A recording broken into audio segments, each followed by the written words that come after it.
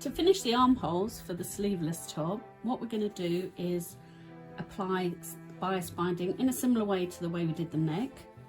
So you need your top inside out, and then with the bias tape you need to so this one it's got the crease down the middle, and then when you open it up you want the smaller side, so just it's only very slight difference on the smaller side, so you open it out and then you pin it around the armhole. Now I'm just going to start just off from the armhole because I want my overlap to be at the bottom of the armhole, so I'm just going to start here and then you just pin it open, and then we go around pinning that.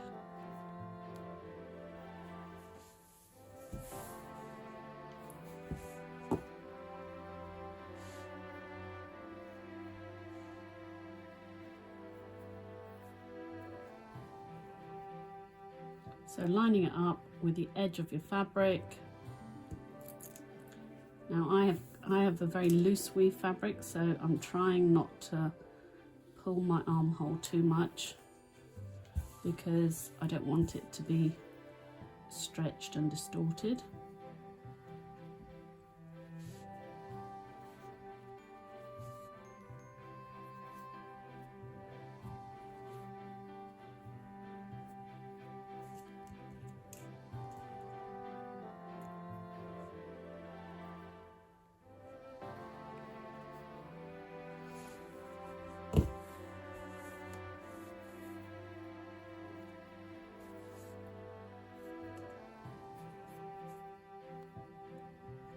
You'll probably find as well when you're sewing that you might just have to readjust the positioning, because the fabric, if it has stretched, it might be a different weight to your binding.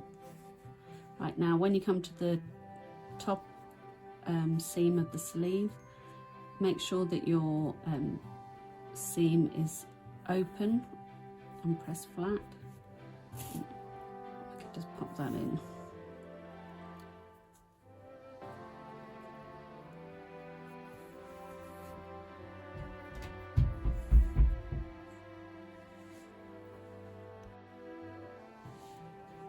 Now, as you can see, I have left a long overlap here at the end, because what I'll do is cut that when I've done my sewing of the first part, so that I can tuck in the ends to make a neat finish. Okay, so ready now to sew that. You might find that it folds up on itself, so you just have to adjust it as you're sewing. Right, I'll just take it to the machine. When you're working with a sleeve, sometimes it's hard to get your material all the way around through the presser foot. So what you can do is actually remove this flatbed piece. So you just take that off, and then you can actually maneuver the armhole much easier through the presser foot. So I'm just going to just start my first piece. Thread to the back. Now where we're sewing is I'm not going to start sewing right at the end, because I want to be able to put my two pieces together neatly. So I'm just going to start just at my seam, and where you want to be is actually sewing along the groove of the bias binding. So you're lining up the edge with your material, and then you're sewing along the groove. So I just start off with a reverse stitch, and then I'm ready to go. So you just might have to adjust it as you go around.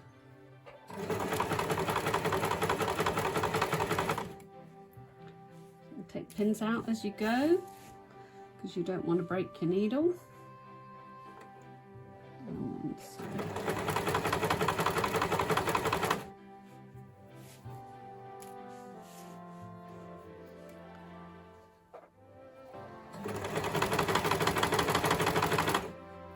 So you have that little groove to act as a guide of where to sew. Now the reason we use the, we opened out the smaller side so that when we fold it over, it's actually going to, the bigger side here is going to cover the inside.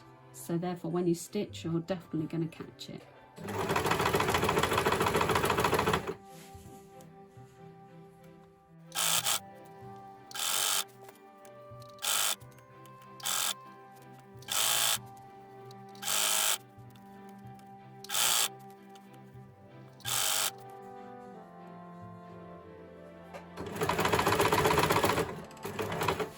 Now when we come to the end, we want to have a nice neat edge, so what I'm going to do is just open out my first part, and then I'm going to put the end tail, it's going to sit over it, but first I'm going to fold back the end of the outside piece so that we have a nice join.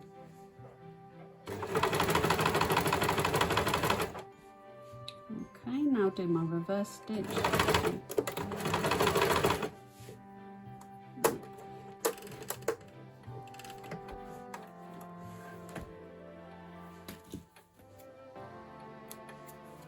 Okay, so you can see where we've joined the two together. So now the one on the inner side, I'm just going to make that a bit shorter. So I can just cut that off. And that's our first part done. Okay, so the next step is to turn your garment to the right side out, and then we're going to then fold over the binding and make sure that all the loose ends are encased within it. You may want to even trim down some of these edges inside, just so there's not so much bulk. So that's layering, where you trim down the inside. Okay, so I'm just going to pop a pin in here at my join, just to hold that in place, and then you can go around pinning.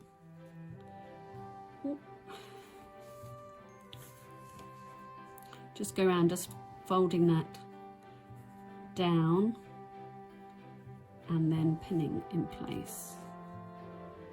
So making sure you tuck all these loose edges in.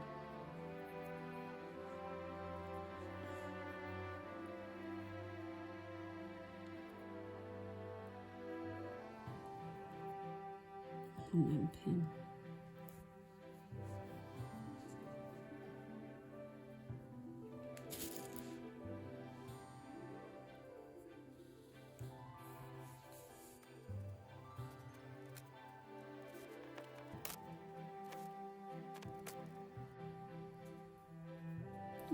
So we're ready to start sewing now.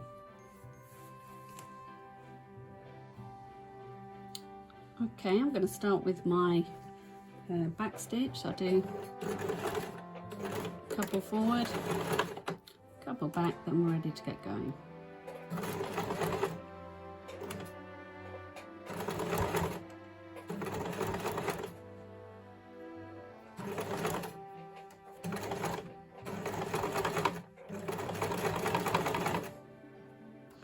Now I have a very narrow binding here, but if you have a wider one, you want to be aiming to sew near this bottom edge, because then you're definitely going to catch the underside of the binding.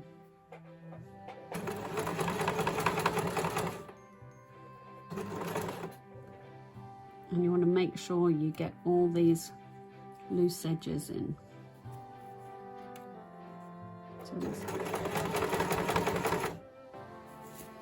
So you have a nice neat finish.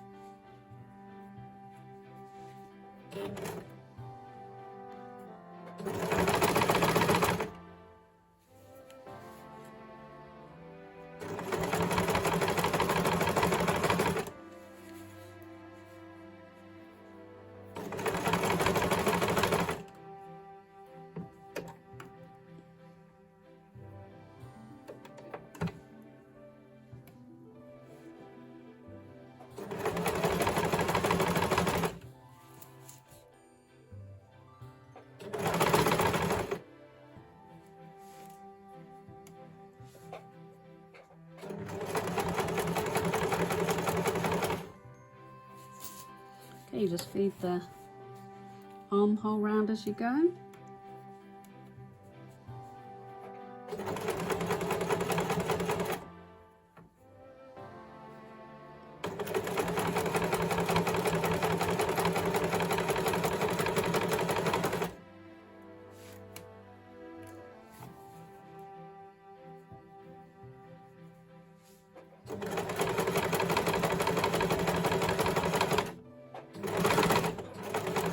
And then when you're back to the beginning,